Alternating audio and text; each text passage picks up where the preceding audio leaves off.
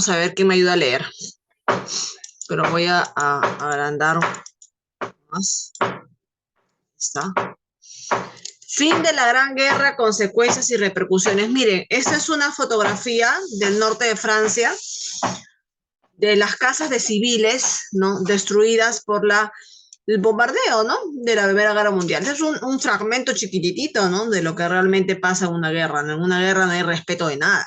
Debería, pero la realidad es que no lo hay, ¿no? Deberían de respetarse los derechos humanos, la propiedad privada, pero eso queda en letras nomás. El declive económico de Europa. ¿Qué significa declive? ¿Qué significará declive? A ver, Fátima, el declive económico de Europa. ¿Qué cosa es declive?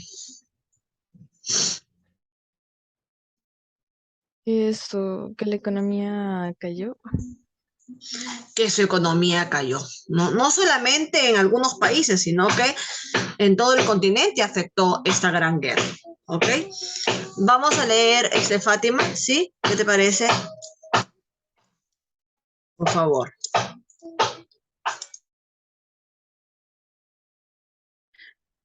Todos los contendientes habían entrado en guerra con la idea de que el enfrentamiento sería corto y los daños, por lo tanto, restringidos. Sin embargo, la realidad fue diferente. La guerra duró 4 años y supuso la movilización de 65 millones de combatientes. Solo la disminución de la producción y de la renta que, que este hecho representaba y la interrupción de muchos flujos comerciales ya representaban un costo incalculable. Ajá, ¿ustedes sabían que la guerra estaba planificada para 4 días? Que en 4 días dice que ya todo se ponía quieto en su sitio. 4 días duró 4 años. Imagínense, ¿no? Nadie calculaba que la guerra iba a durar 4 años. ¿Qué es lo que debemos subrayar acá, Yeriel? ¿Cuál sería la idea resaltante, el dato de repente importante que resaltar?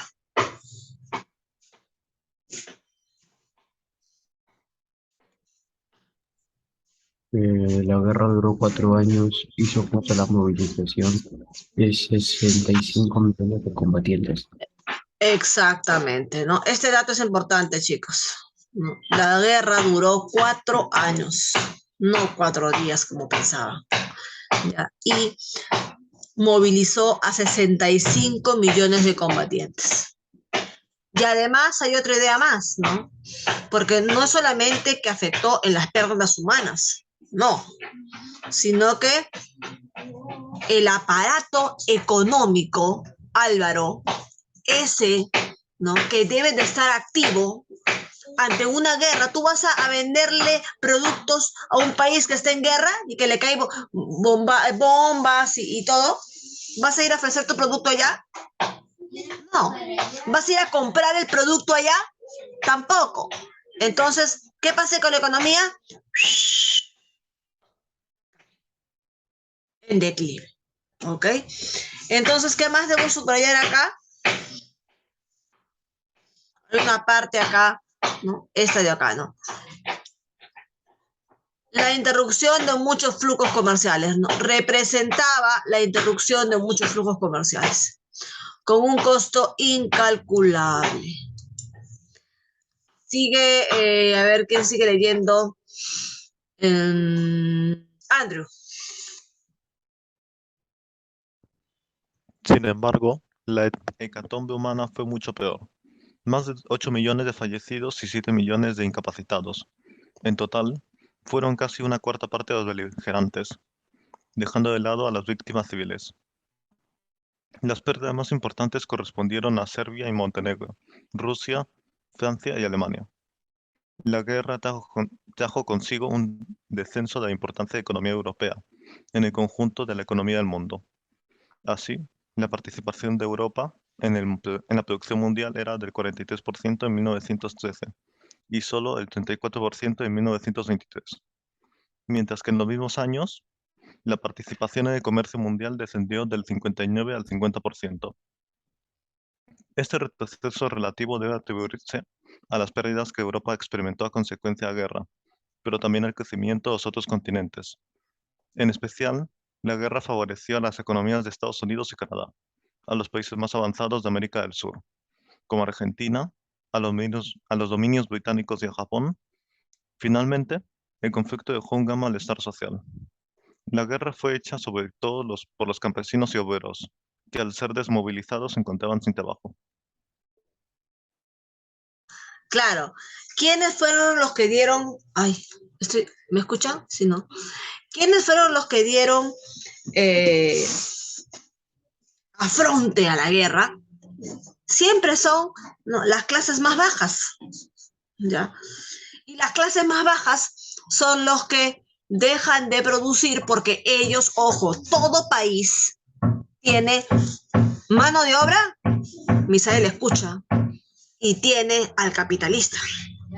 Eso no lo podemos negar, chicos, es una realidad, ¿eh? Ya, Misael, tú piensa si con tu inteligencia quieres ser una mano de obra más o quieres ser el empresario capitalista que dirige esa mano de obra. En este mundo, Yeriel, hay dos cosas, ¿no? Como ya lo decían por ahí, o eres clavo o eres martillo. Así de dura es la cosa. O eres clavo o eres martillo. Entonces, ¿qué era lo que pasaba aquí en la guerra? Esa mano de obra, ya, esa masa de gente de las clases bajas, que son las que se involucran en la guerra, esas son las que justamente activan la economía del país. Ojo, el capitalista no haría nada si no tiene mano de obra, Álvaro. El capitalista se puede quedar con su dinero, pero si no tiene hombres, ¿quién trabaja en su fábrica? ¿Cómo hace sus productos? La máquina todavía no puede reemplazar totalmente al hombre. Entonces, la mano de obra, justamente esa que activa la economía, esa acababa de fallecer en la guerra. Por lo tanto, la economía estaba en picada, estaba en declive, estaba baja. Sin embargo, chicos, no siempre hay, ¿no? En nuestra gama de las especies, hay unos animales que comen lo destruido, ¿no?, que se dicen los animales de carroña, ¿cierto? Hubieron países que comenzaron a prestar dinero y que dijeron, toma, ¿qué necesitas? ¿Comprar armas? Te presto. ¿Qué necesitas? ¿Comprar tanques? Te presto. ¿Qué necesitas? ¿Comprar cascos? Te presto. ¿Qué necesitas? ¿Municiones? Te presto. Prestaban dinero, chicos, con altos intereses, y después ellos sabían que se les iban a cobrar. ¿Cierto, Leonardo? Casi así como los sicarios, que primero aparecen como buena gente, les prestan a los negocios, ¿no? Y luego para cobrarte, te matan. Algo así. Entonces, ¿quiénes fueron los grandes prestamistas de Estados Unidos? Uno de ellos. Por eso es que acá menciona que quienes se beneficiaron, claro, muchos países europeos quedaron pobres, sí, pero hubieron algunos que destacaron en América del Sur, como Argentina y Estados Unidos, que pues más bien quedaron como los grandes prestamistas, a los cuales después tenían que devolverle, y no había cómo devolverle. Y los intereses crecían y crecían y crecían. Las deudas externas después de la Primera Guerra Mundial aumentaron en un 50%. La deuda externa de muchos países con otros, valga la redundancia. ¿Qué subrayaría aquí, Misael? La hecatombe humana fue mucho peor, más de 8 millones de fallecidos y 7 millones de incapacitados. Ajá. Dato importante, 8 millones de fallecidos y incapacitados o discapacitados. La mano de obra, no hay. Ahora, ¿qué hacemos? ¿Qué más subrayaría, Álvaro?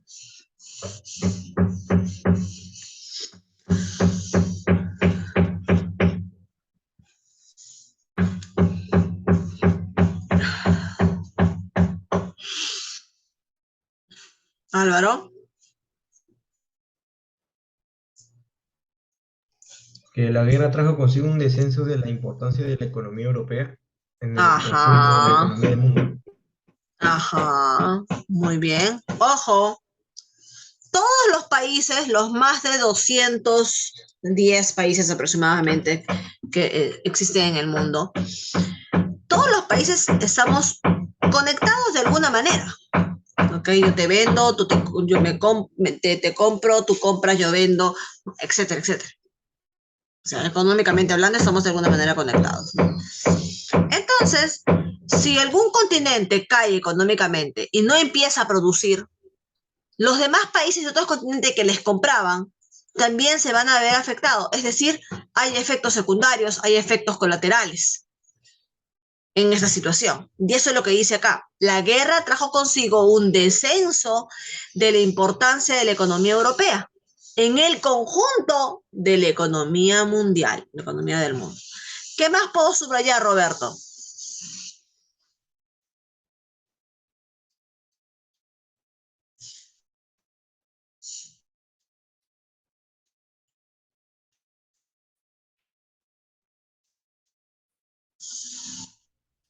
Roberto,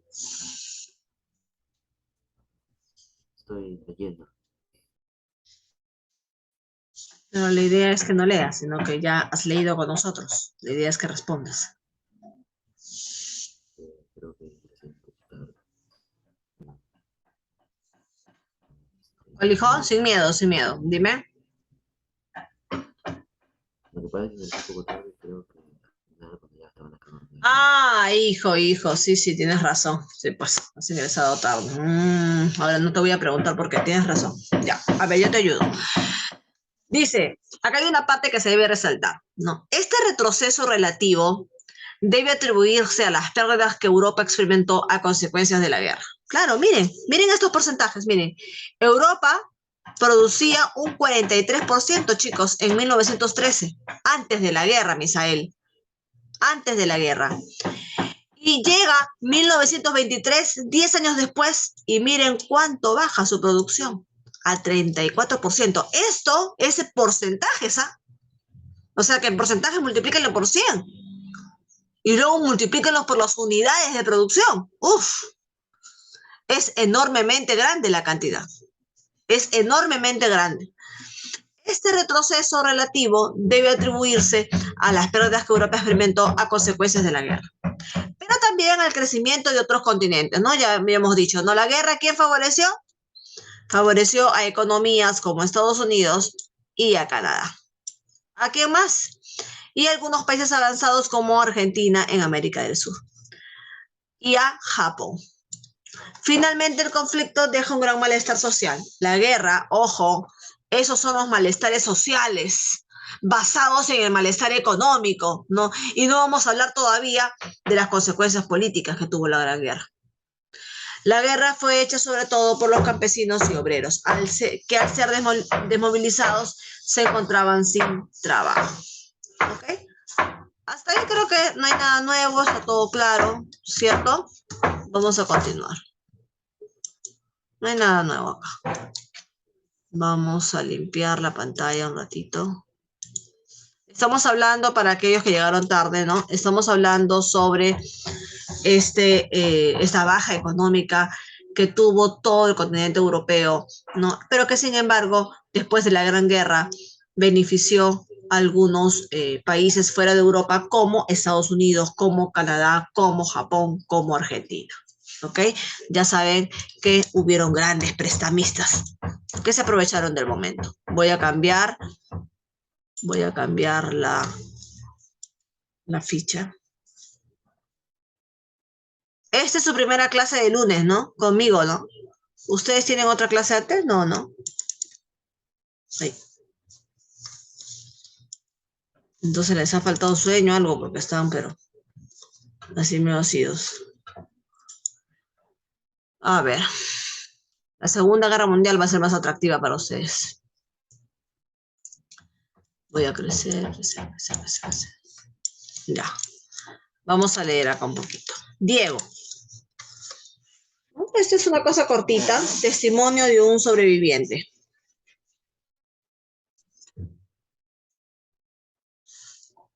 Diego. Ernest Unger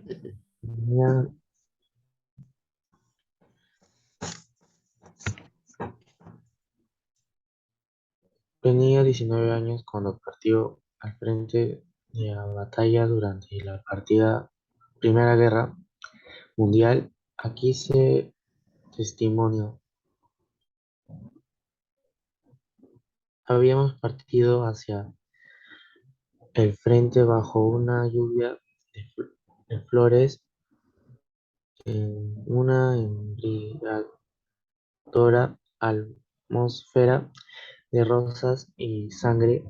La muerte recogió una cosecha abundante, el grito de la guerra que resonaba desde lejos, la monstruosa acumulación de fuerza durante las hojas cruciales en la que se luchaba por un futuro lejano y el delirio que siguió la manera tan sorprendente, tan desconcertante, aquella acumulación me había conducido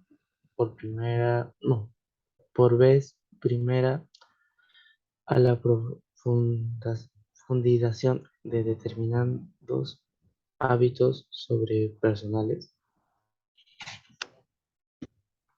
¿No ves, Diego, no ves bien o no se ve bien la separata? Porque me has cambiado varias Por favor. palabras. Ya. A ver. Ustedes se imaginan, mira, acá la foto, bueno, no está bastante clara, ¿no? Pero esta es la ciudad de Reims, ¿no? En ruinas, es una ciudad, ¿no? Que ha sido bombardeada en la Primera Guerra Mundial, ¿no? Eh, ¿Ustedes se imaginan cómo estaría la población o las regiones que estuvieron obligadas a participar en esa gran guerra para que luego venga una Segunda Guerra Mundial que la origina Alemania? Entonces, ¿se imaginan? Mira, en 1918. ¿Y la Segunda Guerra cuándo empieza? ¿Alguien sabe cuándo empieza la Segunda Guerra? Antes, 1935. 1935, es decir, tan solo 1918, 20, 15, 17 años. Solamente pasaron 17 años. Estaban en plena reconstrucción cuando estalla la Segunda Guerra Mundial, que fue más desastrosa que la primera. Entonces, moralmente, económicamente, socialmente, pues terrible, ¿no? Esto es España, Barcelona.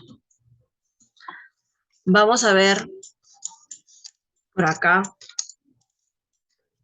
un poquito hablar sobre la situación de la población de las potencias derrotadas, ¿no? Porque ya les dije, ¿quiénes fueron los más afectados en esa guerra? Fueron la población media y la población baja. Ellos fueron los realmente afectados. La población alta de esos países europeos salieron de Europa.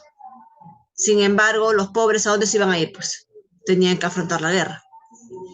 Situación de la población de las potencias derrotadas. Andrew. Para las poblaciones de las potencias derrotadas, Alemania, Austria, Hungría y Bulgaria, los respectivos tratados de paz parecían un injusto castigo. Sus gobiernos, ya fueran democráticos como los de Alemania y Austria, autoritarios como en el caso de Hungría, e intermitentes como en Bulgaria, rápidamente recurrieron a la violación de los términos militares y financieros de los acuerdos. Los esfuerzos por revisar y desafiar las disposiciones más pesadas de la paz se convirtieron en elementos clave en sus respectivas políticas exteriores y resultaron ser elementos desestabilizadores para la política internacional. Por ejemplo, la cláusula de culpabilidad de la guerra, los pagos de compensación que conllevaba y las limitaciones militares alemanas eran particularmente pesados para la mentalidad de la mayoría alemana. A ver, un ratito acá nos detenemos, los voy a molestar un ratito, ¿no? Acá voy a responder lo que dijo Misael por ahí. Austria-Hungría ganó, ¿no? Entonces, miren, ve, al final los protagonistas fueron los que se benefician, Misael. No exactamente los que iniciaron la guerra. O sea, al final, los que terminan beneficiados son Francia, Inglaterra y Estados Unidos principalmente.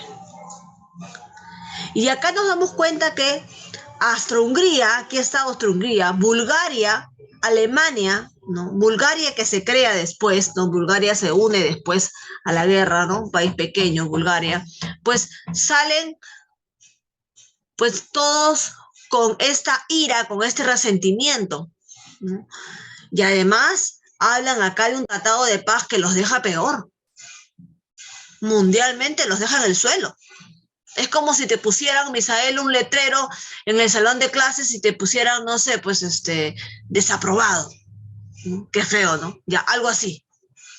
O sea, el tratado es para ponernos de acuerdo, ¿no? ¿Qué es lo que vas a hacer tú en favor porque has perdido la guerra, ¿no? O sea, pero ese tratado de Versalles fue muy vergonzoso para Alemania y para otros países, porque prácticamente le pusieron el letrero de fuera. Entonces sus economías no tuvieron la facilidad para salir adelante, porque nadie quería participar con ellos en ningún bloque económico. Porque también es a partir de la Primera y Segunda Guerra Mundial es que los países comienzan a hacer bloques económicos. Es aquí recién. Continúa Yeriel.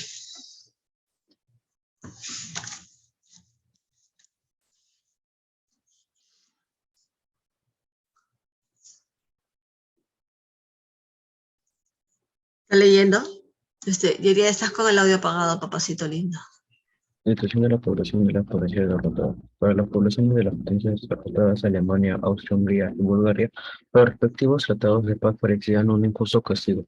Sus gobiernos ya fueron democráticos como los de Alemania y Austria, autoritarios como en el caso de Hungría, e intermitentes como en Bulgaria, rápidamente recurrieron a la violación de los términos militares y financieros de los acuerdos. Sigue, Yeriel, porque no estábamos ahí, estábamos más adelante, pero de repente estás un poco distraído. Cuidado, porque el viernes estabas distraído. Cuidado que me vaya a transformar yo. No estabas ahí, pero como ya lo releíste, ya ni modo, te he dejado leer. Segundo párrafo, los esfuerzos. El esfuerzo por revisar y defender las disposiciones más pesadas de la paz se convirtieron en elementos clave en sus respectivas políticas exteriores y resultaron ser elementos desestabilizadores para la política internacional. Por ejemplo, la cláusula de culpabilidad de la guerra, los pagos de compensación que conllevaba y las limitaciones militares alemanas eran particularmente pesados para la mentalidad de la mayoría de alemanes.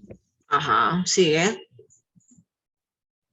Las onerosas compensaciones impuestas después de la Primera Guerra Mundial, junto con un periodo inflacionario general en Europa en la década de 1920, otro resultado directo de una guerra catastrófica en términos materiales, provocó una espiral hiperinflacionaria en Alemania en 1923. Semejante caos económico influyó de manera decisiva en el aumento del descontento social y destabilizó a la frágil República de Weimar. De Weimar, ¿no? Recuerden que también teníamos otros cambios en otros países, ¿no? Cambios políticos que al final pues no resultaron bien. Bueno, chicos, hasta aquí nos vamos a quedar. Ya es claro cómo quedó Europa y cómo ciertos países resaltaron y por qué resaltaron. Y ahora nos viene una época un poco más complicada. Miren, estamos en plena hiperinflación. Alemania pasó por una hiperinflación, ¿ya? Su moneda no valía nada, ¿ya? Eso es la hiperinflación. Y entre otras problemas, ¿no? O catástrofes, que era la moral alemana, ¿no? La moral alemana que estaba por los suelos, ¿ok? Eso es lo que vamos a ver ahora. La consecuencia de todo esto es la Segunda Guerra Mundial, ¿ya? Ya les dejaré la tarea sobre la Segunda Guerra Mundial para que vayan investigando y no llegar la próxima clase totalmente desorientado. Yo no puedo decir no sé porque ya han habido previos, hijos. Es imposible que un alumno diga no sé. Si dice no sé es porque realmente no hizo su trabajo, pues. O sea, definitivamente. ¿Ok? Ya. Nos vemos, jóvenes, a entrenar, por favor, para que queden bien. Bye, bye.